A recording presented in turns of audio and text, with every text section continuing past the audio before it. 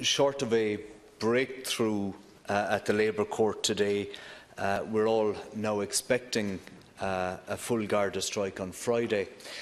564 Garda stations across the country will lie empty. Serious questions about the safety of our communities deserve a more forthcoming response than we have yet received. Things look no better on the schools front, with the possibility that 507 second-level schools will lie empty from next week, potentially for an indefinite period. It goes without saying that we in the Labour Party hope a resolution will be found with the Gardaí today. We believe that it didn't need to be like this. For weeks now, Brendan Howlin has been proposing a range of alternatives. The most significant of these, the establishment of a social dialogue that would involve public servants in discussions relating to public service provision as well as pay. That proposal is now receiving widespread support. As the architect of both Haddington Road and Lansdowne Road, he has also argued that we need to formally begin negotiations for a successor deal to Lansdowne Road that would accelerate pay restoration for all public servants. Finally, yesterday, we at least received information or confirmation that this is going to happen during 2017. We have also argued, and the Seanad has agreed to this, that an employer-labour conference should be established. It is our view that the government has waited too long to take any meaningful action. We keep hearing the mantra that the Lansdowne Road Agreement is the only show in town. And as I have made clear, we do hope a resolution will be found with the Gardaí today. But even if that is the case, at this stage, it is abundantly clear that the government's mantra isn't good enough. We need mechanisms that will avoid such disputes from becoming more and more common. We need to keep teachers in classrooms, nurses in hospitals, Gardaí on the beat.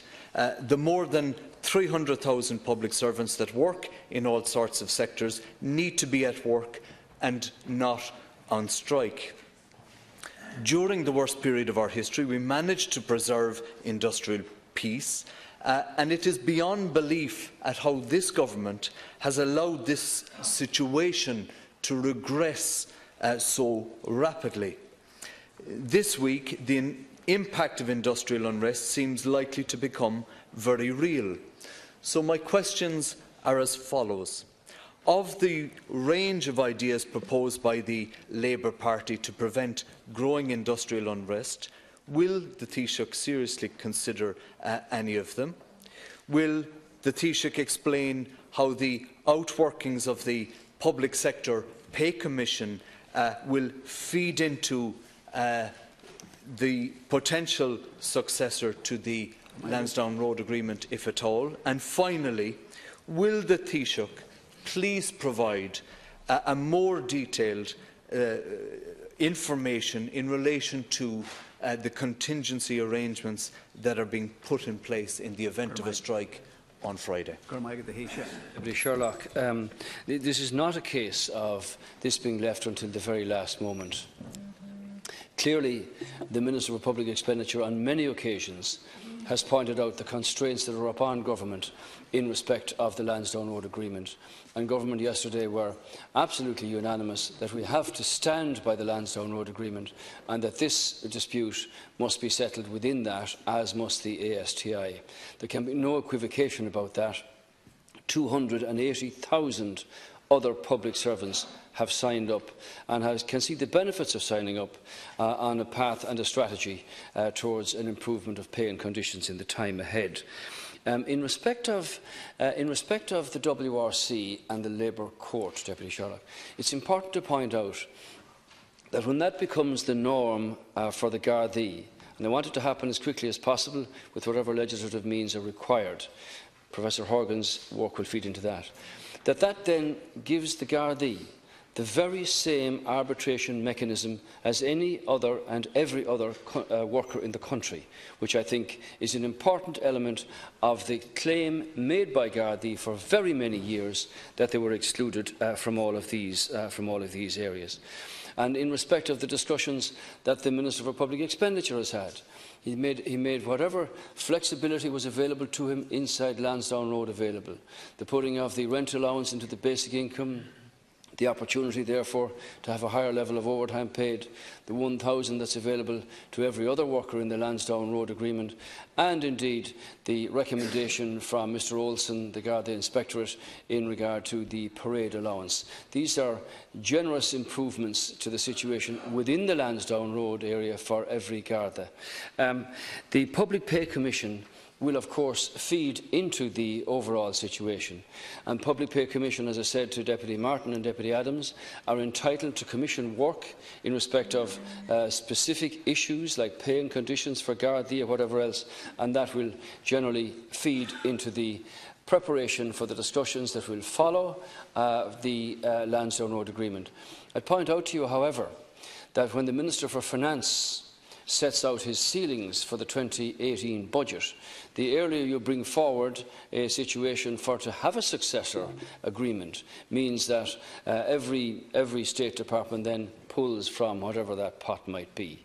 So the intention is to start the discussions and the negotiations about a successor to Lansdowne Road whenever both the Minister for Public Expenditure and Finance are in a position to set that.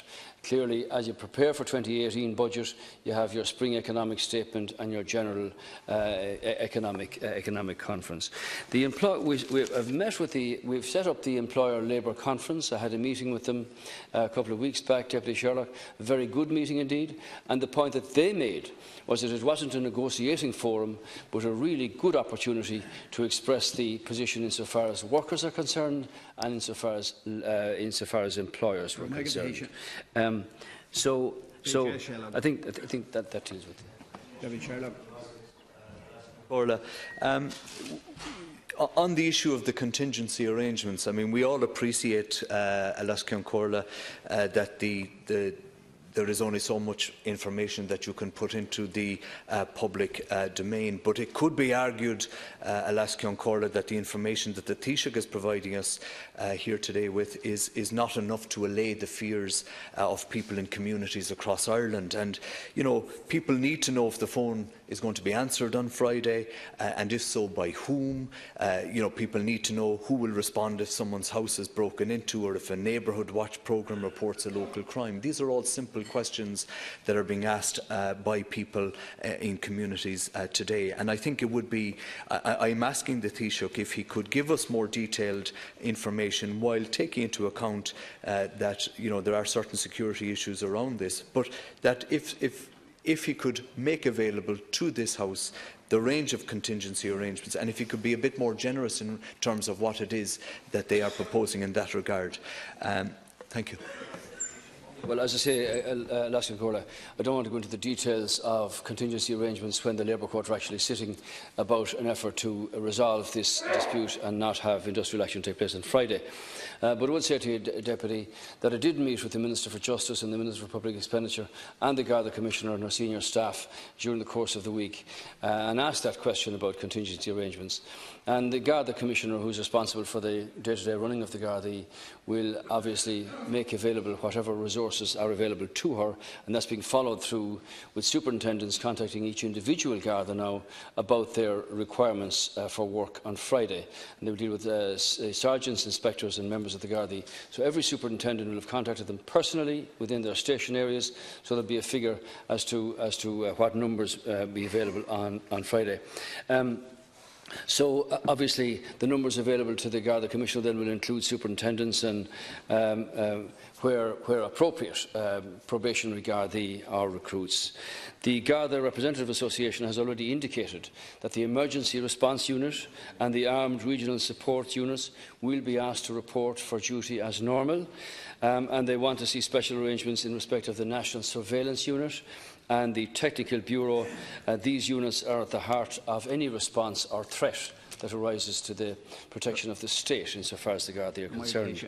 And the Commissioner moved yesterday, as you're aware, to have every Garda contacted. The Commissioner is also endeavouring to prioritise certain areas, including, of course, armed response, community safety and protection, which involves the operation of the 999 facilities, security and intelligence, and maintaining a presence at airports and ports to ensure that they continue to operate normally. So calls will be answered, obviously, when calls come in, as they do every day, even with the full force on duty.